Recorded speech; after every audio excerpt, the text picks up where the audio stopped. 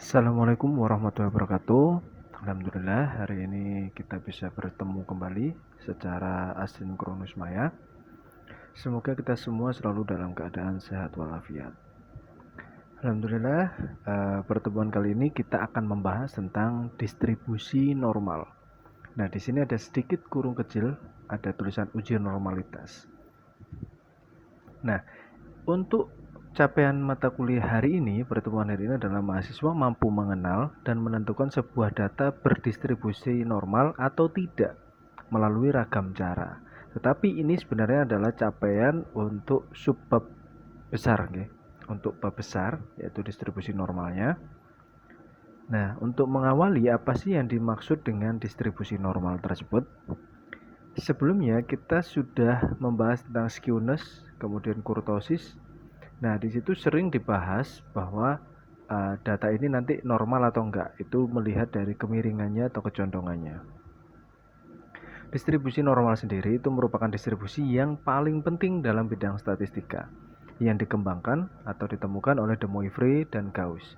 Bahkan distribusi normal itu nanti tidak lepas dari yang disebut dengan kurva normal. Nah, ini biasa juga disebut dengan kurva Gauss karena saking seringnya digunakan. Nah, distribusi ini bergantung pada dua parameter, yaitu rataan atau mu, kemudian tau atau simpangan baku populasi. Distribusi normal sendiri merupakan distribusi kontinu.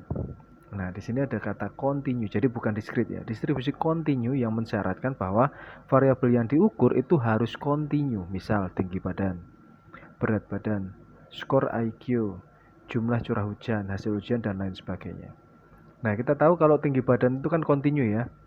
Tinggi badan kalau kita melihat penggaris, itu kan nggak mungkin penggaris itu lompat-lompat langsung. Nah, di sini ada ukuran-ukuran meskipun sangat kecil, tapi dia terus berlanjut. Jadi kontinu. Nah, kurva normal, kita kalau berbicara tentang distribusi normal, pasti tidak akan lepas dari kurva normal. Kurva normal itu secara umum gambarnya seperti ini. Bentuknya berupa lonceng atau genta.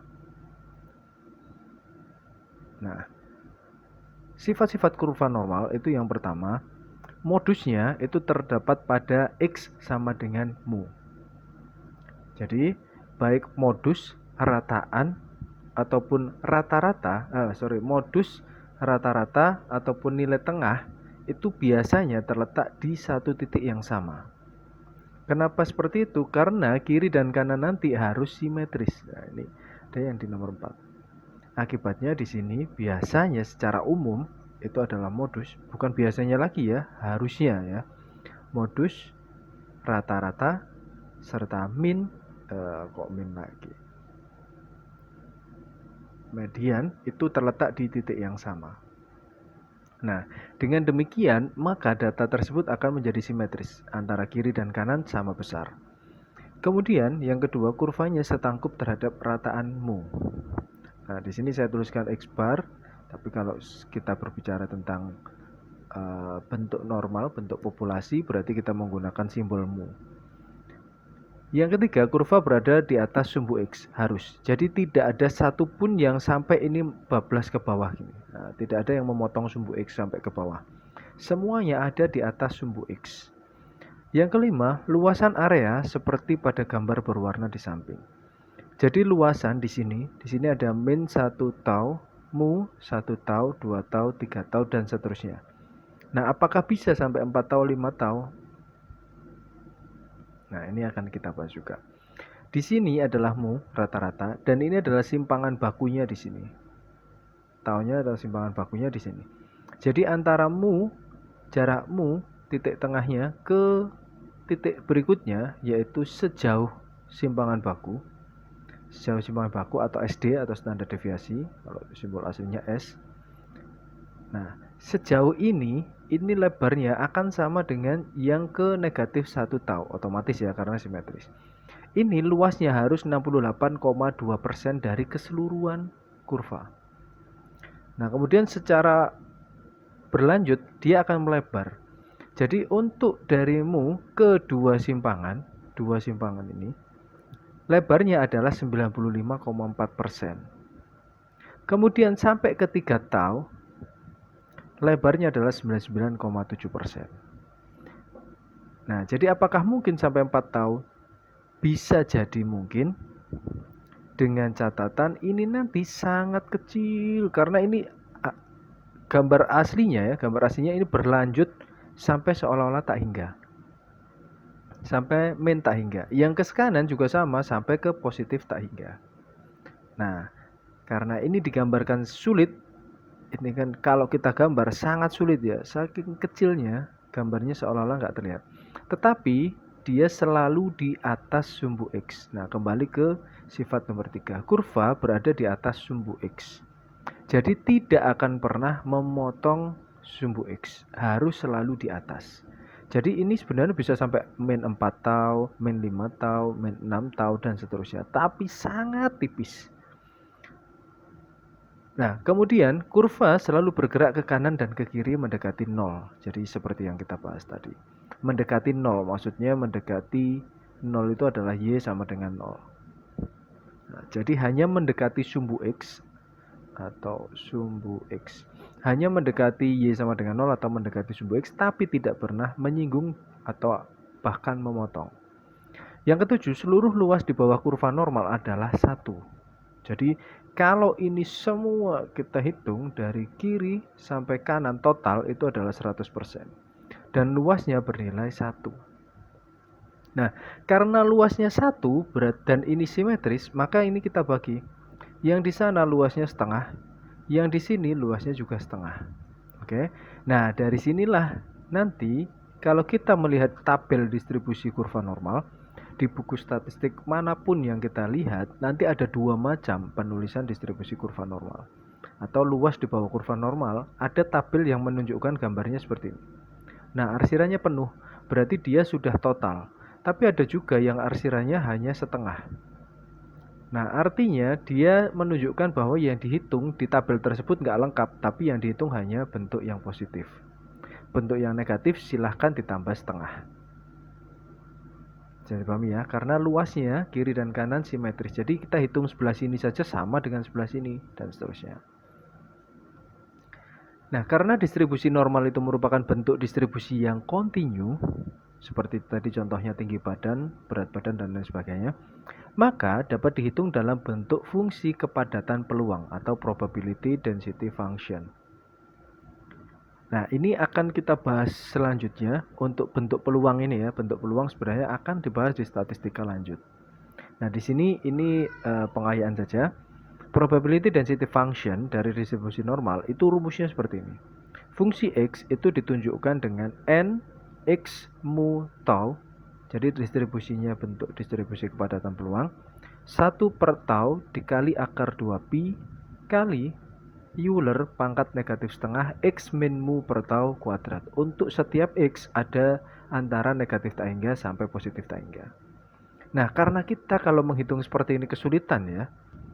Nah, ini untuk probability density functionnya fungsinya seperti ini.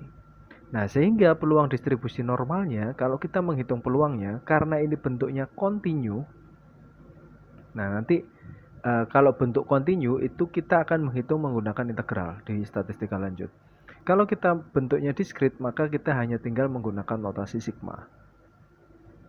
Jadi penjumlahan semua titik-titik.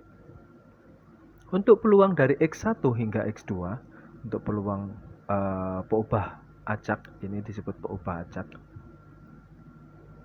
Peubah acak X antara X1 hingga X2, maka akan menjadi integral X1 hingga X2 1 per tau akar 2pi kali Euler pangkat negatif setengah X min mu per tau pangkat 2 atau kuadrat.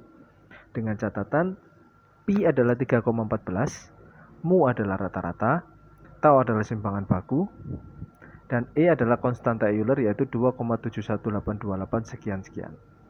Nah, ini masih panjang.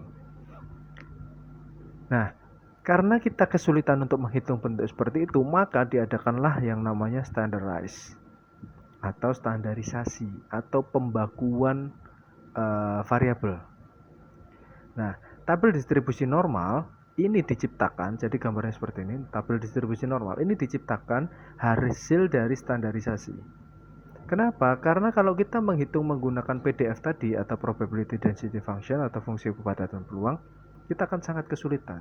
Sehingga kita menggunakan distribusi normal Z yang digunakan oleh yang diciptakan oleh para ahli, dan nanti kita akan bisa menggunakan banyak macamnya normalitas menggunakan berbagai macam cara. Ini kita menggunakan bentuk baku dari bentuk ini. Nah, asalnya dari mana? Variabel X ini yang kita gunakan tadi, karena tadi fungsinya kalau kita lihat fungsinya adalah fungsi X ya, semuanya adalah fungsi X. Ini kita rubah menjadi sebuah fungsi dengan bentuk variabel Z. Jadi variabel X-nya itu dirubah menjadi variabel Z. Bagaimana caranya? Nah, ini yang kita sebut dengan standarisasi, yaitu mentransformasikan setiap hasil pengamatan yang berasal dari sebarang variabel normal X menjadi variabel acak normal Z dengan mu sama dengan 0 dan tau sama dengan 1. Jadi mu sama dengan 0, tau sama dengan 1 ini kita gunakan untuk menstandarkan. Kenapa seperti itu?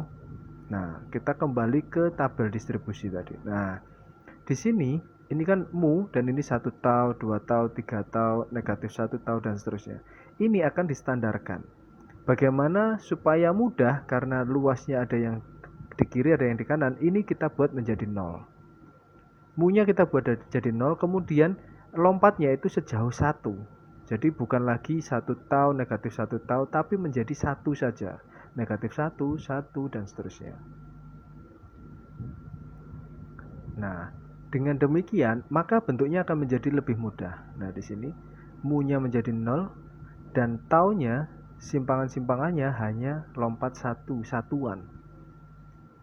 Nah, jadi di sini nanti tabelnya akan berupa bentuk variabel Z, bukan lagi variabel X. Dan cara membacanya di sini adalah 0,0, 0,1, di sini 0,00. Artinya, kalau di sini yang di kotak ini 0,3944 itu artinya adalah saat Z kurang dari 1,25. Nah, Z kurang dari 1,25 adalah 0,3944. Jadi luasan, karena tadi kita membahas luas di bawah kurva normal itu nilainya 1, kalau kita hanya menghitung kurang dari 1,25 itu adalah 0,3944. Jadi Z di sini, Z yang nilainya ada di sini. Nah, karena kita ingin menghitung 1,25, posisinya di sini. Luasnya berapa? Kalau gambarnya seperti ini, oke, tadi sudah saya bahas sedikit. Ada yang bentuknya semua diarsir, ada yang bentuknya hanya arsir setengah. Nah, kalau bentuk arsir setengah seperti ini berarti 0,3944 itu hanya bentuk yang diarsir. Tapi kalau kita ingin menghitung peluang dari Z kurang dari 1,25 keseluruhan, berarti kan dari sini sampai ke sana. Nah, yang putih ini nilainya adalah 0,5. Sehingga luas total, kalau kita hitung total dari sini, atau Z yang kurang dari 1,25 adalah jumlahnya 1, ini 1,25 itu Z-nya ya. Nah, kalau arsirannya besarnya adalah 0,3944. Sehingga total peluang untuk Z yang kurang dari 1,25 adalah 0,5 ditambah 0,3944, yaitu 0,8944. Nah, kalau kita melihat tabel yang bentuknya arsirannya penuh seperti ini, maka kita langsung dapatkan nilai ini. Jadi nggak perlu lagi ditambah setengah. Nah, silahkan cek buku statistik masing-masing, gunakan yang mana. Oke, kita mencoba menghitung. Jadi distribusi normal baku tadi, dari mana asalnya Z tadi? Z itu dibukukan atau dibakukan menggunakan bentuk distribusi fungsi peubah probability density function, fungsi kepadatan peluang, kebiasaan menggunakan PDF. Fungsi kepadatan peluang yang tadi rumusnya adalah Euler pangkat sekian, di situ ada pangkat X min mu per tau kuadrat. Nah, inilah yang akan kita gunakan. Jadi fungsi variabel X-nya tadi kita rubah menjadi variabel Z sama dengan X min mu per tau. Karena mu 0, tau 1, kemudian ini disebut sebagai distribusi normal baku. Nah, contoh masalahnya di sini, ini materi ini sudah masuk ke materi SMA. Jadi kalau Anda nanti ada adik, ada siswa yang SMA, atau Anda sendiri yang nanti mengajar di SMA, nanti akan ketemu soal seperti ini. Yang dulu tidak masuk di kurikulum sekarang sudah masuk. Distribusi tingkat kolesterol pada remaja pria dapat didekati oleh distribusi normal dengan rata-ratanya 180, berarti kita dapatkan mu-nya sama dengan 180, dan simpangan bakunya 30, taunya sama dengan 30. Bagi mereka yang memiliki tingkat kolesterol di atas 200, maka harus membutuhkan perhatian khusus. Hitunglah peluang seorang remaja pria memiliki tingkat kolesterol lebih daripada 200, lebih besar daripada 200. Berarti di sini ini adalah X-nya. Nah, ini yang akan kita permasalahkan. Sehingga kita buat dulu bentuk bakunya. Z sama dengan X min mu per tau, atau 200 dikurangi 180 per 30, yaitu hasilnya 0,67. Nah, di sini yang ditanyakan adalah hitung probabilitas seorang remaja pria memiliki tingkat kolesterol yang lebih besar daripada 200. Berarti pertanyaannya untuk X yang lebih dari 200 itu berapa? Nah, karena kita sudah tidak menggunakan variabel X tapi kita menggunakan variabel Z, maka soal ini berubah menjadi P untuk Z lebih dari 0,67. Ya, bisa dipahami ya. Fungsi variabel X-nya berubah menjadi variabel Z. Nah, cara menggunakan tabelnya bagaimana? Di sini silahkan nanti bisa download tabel distribusi Z, bentuknya seperti ini. Berarti kita ingin menghitung P Z 0,67 ke atas. Berarti gambarnya di sini Z-nya kan di sini 0,67 tapi ke atas, ke kanan. Nah, luas daerah di bawah kurva normal adalah 1, patut diingat. Dan semua yang ada di tabel Z itu artinya dia adalah kurang dari. Kalau kita lihat dari sini gambarnya, ini Z-nya yang diarsir adalah sebelah kiri. Artinya dia yang Z-nya kurang dari sekian. Nah, yang ditanyakan malah yang lebih dari 0,67. Bagaimana caranya? Yang pertama kita cek untuk nilai 0,67-nya. 0,6 dan 0,07. Berarti ketemunya di sini. 0,6 dan 0,07. Nah, ketemunya 0,2486. Artinya, untuk Z antara 0 sampai 0,67, kenapa seperti ini? Karena kita menggunakan tabel yang bentuknya 0 sampai Z.